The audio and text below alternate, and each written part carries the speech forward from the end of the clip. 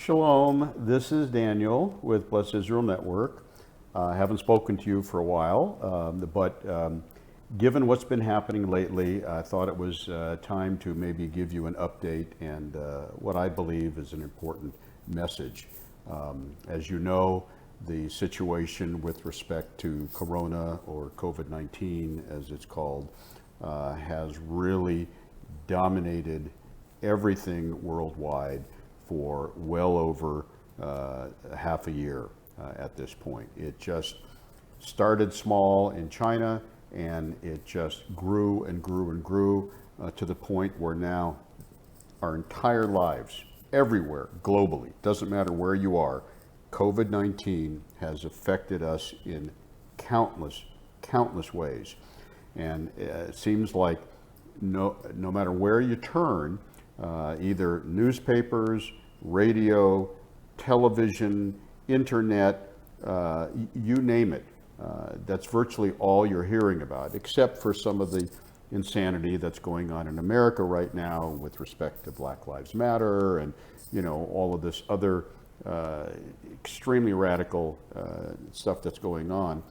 COVID-19 has really affected the world in a manner in which we in our lifetimes have never seen before. And I want to talk to you today about a common sense approach to this issue. What we have really, in my view, is an overreaction to headlines and predictions. And what do I mean by that? Well, it doesn't matter whether you turn on the TV or the internet or what have you. What you hear is what the media is telling you. And it's important to keep in mind that the media, while many people consider news to be important, and it is, every single news source, no matter what it is, has an agenda, which is to sell news. And generally speaking, they will use dramatic, attention-getting language in order to get your attention, so you will watch or listen to what they say. So these days, everyone is seeing and hearing uptick here, explosion of new cases. It's gotten to the point where people have stopped or maybe even never considered looking at the actual data. All they're hearing is, we need to stay home, we can't go out, except if it's an emergency, we can't have anyone over, we can't even have our own family over, because the manner in which COVID-19 has been promoted is leaving everyone with the expectation and the belief that COVID is a death sentence. My goodness, we can't afford to get COVID-19. We are going to die. Well, some people have. Some people will continue to die. But is this something which necessitated the entire shutdown of the United States of America, where the economy has been devastated? People's lives have been turned upside down. People have lost their jobs. They've lost their homes. There's been suicides, family against family, because people have different views about it. It's just become a circus. No one knows who to trust anymore. Normally, well-known organizations such as the CDC, the World Health Organization, National Institutes of Health, and others who you turn to for trusted information, we can't even rely on them anymore. And God forbid, we'll get to a point where you will be required, I say required, to get a vaccine. I hope it doesn't come to that, but it might, considering the direction things are headed. Vaccines normally take several years to get to market. They have to do the research and development, come up with a formulation for it, Then they have to go into trials and large-scale trials. This takes years. And from everything we hear, there may be a vaccine available in 2021. How safe is it going to be? Do you have any recourse if you get an adverse reaction to a vaccine? The answer is no, because they're not regulated. So I'm not here to tell you don't get a vaccine. That should be a personal choice.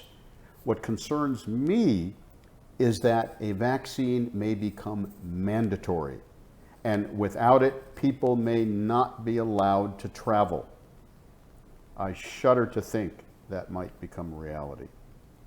But let's switch gears for the moment away from the vaccine issue, and let me share with you some plain, simple facts. We've all been scared to death of all the headlines we've seen and heard about COVID-19 and shutting down and this and that and the other. You can't travel here, you can't go there, so on and so forth. Okay? One, many diseases and viruses have come and gone in the past century and even before. When these things break out, it's expected people are going to get sick. It's expected people are going to die. And then we move on. I'm not saying COVID-19 is not real. I'm not saying it's made up. It is real. It is something we need to pay attention to. But are we reacting in a way which is commensurate with the actual disease itself, or the virus itself, based on the statistics? And I want to give you some statistics right now, which you may not even be aware of. And if you haven't been, I hope it opens your eyes, okay? So, this is just publicly available information you can get off the internet. I chose to use a site called Worldometer, which gives live updates about the stats and what have you, but you can get this anywhere you want. They might vary by a point or so, but they're all pretty much in the same boat information-wise. Okay, so here we go. Today's population of the world is 7.8 billion. The number of COVID-19 cases, registered COVID-19 cases worldwide, is 10,800,000. Seems like a big number. However, that represents 0.001% of the total world's population. Yes. The number of people who have died worldwide, 519,000. Okay? That represents 0.0006% of the entire world's population. 0.0006% have died in the whole world. Let's look at the United States. The United States population is 331 million. Currently, there are 2,780,000 registered cases of COVID-19. That represents 0.008% of the entire United States population. 0.008%. So far, there are 131,000 deaths in the U.S. That represents 0.0004% of the entire population of the United States. 0.0004% of the U.S. has died.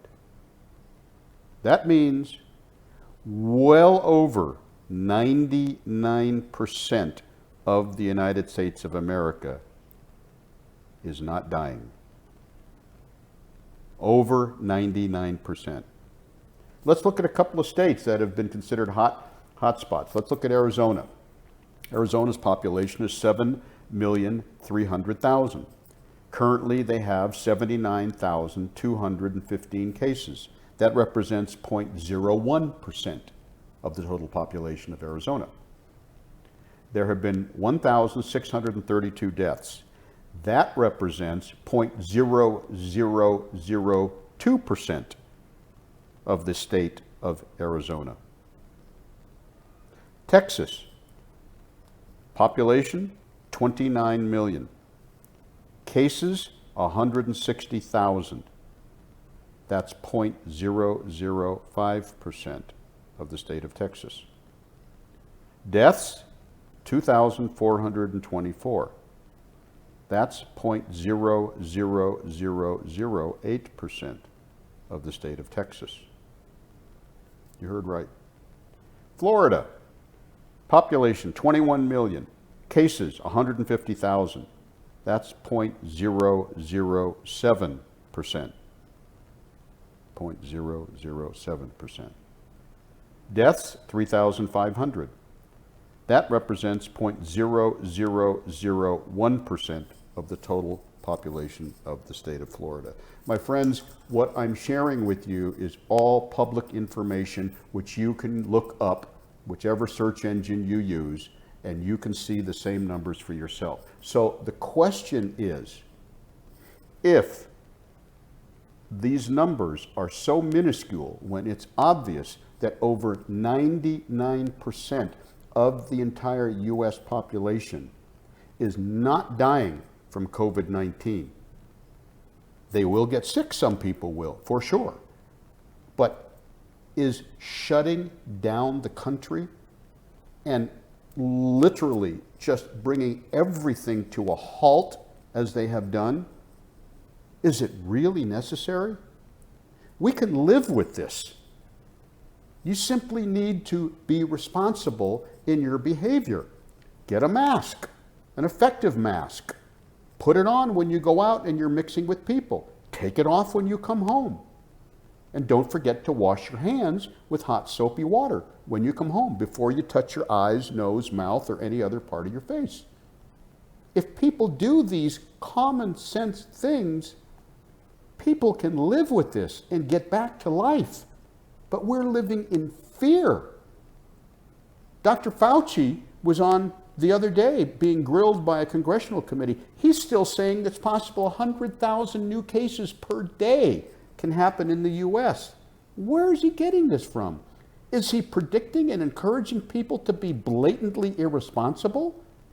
You as an individual, your family, your wife, your husband, your son, your daughter, your rabbi, your priest, your co-workers, if collectively people act responsibly, wear masks when in public, social distance, wash their hands when they're home before they touch themselves after touching surfaces that may be risky, this will go away. But people aren't acting responsibly. Now, for believers, there's another side to this issue. Many people believe that the United States is under God's judgment. And you know what? For people who follow the Bible, who follow Scripture, who follow prophecy, that is something that I don't think we can afford to ignore. There was a message given by a Messianic rabbi back in 2005 or 6. His name is Jonathan Cahn. You've heard of him. He wasn't known well at the time he gave this message. It was called the Harbinger, and it was delivered at an MJAA conference, Messianic Jewish Alliance of America. And he was unknown at that point in time. He gave a message which was absolutely astounding. He compared the biblical apostasy of the Jewish people who sinned against God and compared and contrasted that against what was then going on and still going on in the United States pre and post 9/11. And basically what he did was says the United States is under judgment. They lost the hedge of protection that God provided them because they were not acting in accordance with the covenant that they should have with God. The same thing with the ancient Israelites. They lost the hedge of protection because they went into apostasy. So I'm bringing this up because this message, even though it's 15, 16 years later, is still one of the most powerful messages you will ever see, and you can find it on YouTube. Simply look up Jonathan Cahn, and that's C-A-H-N, Jonathan Cahn, Original Harbinger Teaching, MJAA Conference. And you can watch this message, and trust me, it is incredibly powerful. And basically what he said, to sum it all up, that the United States was under judgment from God because of its apostasy and the way it's been behaving. And guess what? Here we are, 2020, and look what's going on, not only globally, but especially in the United States. So there is something to be said for the Word of God and how people should be acting and not acting. I think the message for believers is that collectively the U.S. needs to be repenting for all of, there's a Hebrew word that some of us like to use called sturiot, okay, which is nonsense, garbage, if you will, okay, as my Yiddish grandmother used to say, bobamanses, okay. Basically, it's like grandmother stories, all right? But the point is that if you are someone who trusts and believes in God and thinks the Bible is something that we should be reading and paying attention to, then it is entirely possible that the U.S. is in the midst of spiritual judgment. You can dismiss it if you want. I'm just telling you a point of view which a lot of people subscribe to. And I think it would be worthwhile to take a look at Jonathan Cahn's original message. Even though it's 15 years old, we, the U.S., appears to have not learned its lesson yet. So I hope and pray that each and every one of you will do your own research. Look up the stats. You will find out. And it makes me angry to see all of the obstacles, all of the roadblocks, all of the control that has been instituted since COVID-19 has come upon us. Friends, this is something that we can live with. We can live with. You can take care of yourselves, be responsible, and I only pray that this does not continue down a road where it ends up where a small minority of people take control of everyone's lives and force a mandatory vaccine on us that we don't even know what the ingredients are. There's something called herd immunity, which if they give us a vaccine, it will prevent our ability to naturally develop T cells and antibodies to resist these kinds of viruses. We're in a different age now, my friends. Life is not the same. But you, your friends, and everyone else, if they follow simple, responsible habits, can make a difference. So I pray that you will be well. You'll share this message with others who may not have heard of these stats that I offered. Again, look them up for yourselves and you'll see. And you might get very angry, like we are, to think that because less than 1% of people have been affected, and yet the whole world has gone crazy. Well, that's it for now. And if you're interested, feel free to go to our website, blessisraelnetwork.com, make a donation. We'd love to hear from you, and bless you for now from God's holy land of Israel.